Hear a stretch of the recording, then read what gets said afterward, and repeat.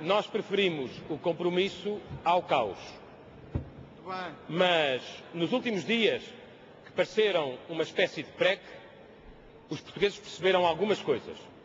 Primeiro, que o Governo não prevê os acontecimentos, vai a reboque dos acontecimentos.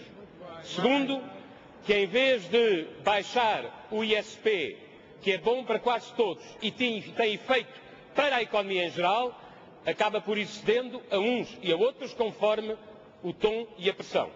Terceiro, que iria, para usar a sua palavra, manter a ordem, mas não a manteve. Quarto, que o Governo não tem uma política para as pequenas e médias empresas, nem para os setores produtivos.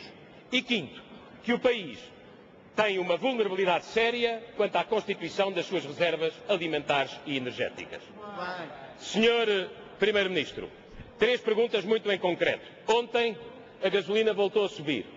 O Estado volta a arrecadar mais receita através do IVA que incide sobre o preço.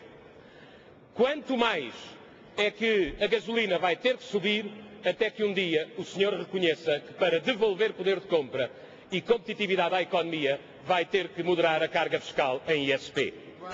Segundo, senhor Primeiro-Ministro, e se amanhã os taxistas fizerem uma paralisação? E se depois os agricultores saírem à rua? A pergunta que eu lhe faço, senhor Primeiro-Ministro, é: o que é que o senhor tem para lhes dizer? O que é que o senhor tem para lhes dizer e o que é que fará se isso acontecer? E finalmente, senhor Primeiro-Ministro,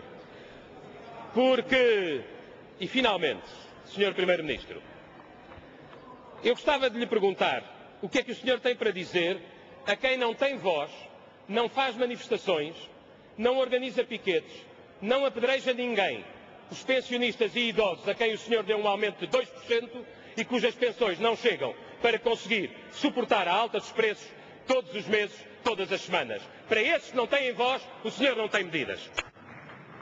Sr. Primeiro-Ministro, sabe o que é espantosamente paroquial? É ter um Ministro da Agricultura que, quando chega, diz aos produtores: abandonem os cereais, porque isso não vai ser importante. E 3 anos depois, reza a todos os santinhos para ver se nós conseguimos aumentar a produção de cereais. Com uma crise alimentar como aquela que os portugueses sentem todos os dias nos supermercados. Mas quanto ao mais, Sr.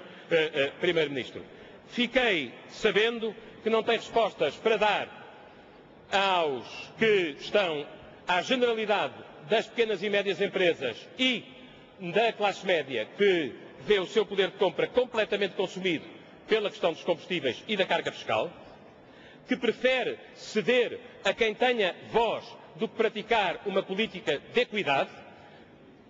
Achei, mais uma vez, surpreendente que não perceba que em Portugal aqueles que têm mais dificuldades são aqueles que têm uma pensão mais baixa, porque em relação a esses, há de reconhecer, Sr. Primeiro-Ministro, não teve nenhuma medida para reduzir o impacto da crise. E, Sr. Primeiro-Ministro, não quero deixar de lhe dizer ainda 2 coisas. Ontem terá acordado com as associações profissionais que não vai subir o ISP no próximo ano. Ó, Sr. Primeiro-Ministro, é extraordinário, mas há alguém de bom senso que passa pela cabeça que vai aumentar o ISP ainda mais? Não lhe basta o que já aumentou em 2006, em 2007, em 2008?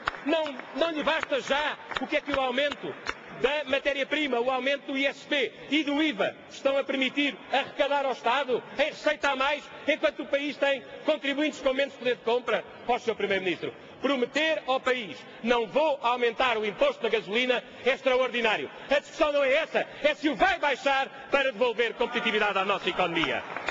E depois, Sr. Primeiro-Ministro, já agora deixar-lhe uma sugestão, porque há de ter que trazer aqui um diploma legislativo.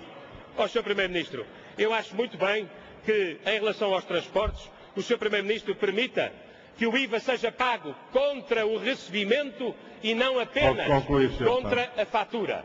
Mas perceba uma coisa, na vida das pequenas e médias empresas portuguesas, esse é um drama enorme, porque as pessoas muitas vezes são obrigadas a pagar o imposto ao Estado antes de receberem do cliente.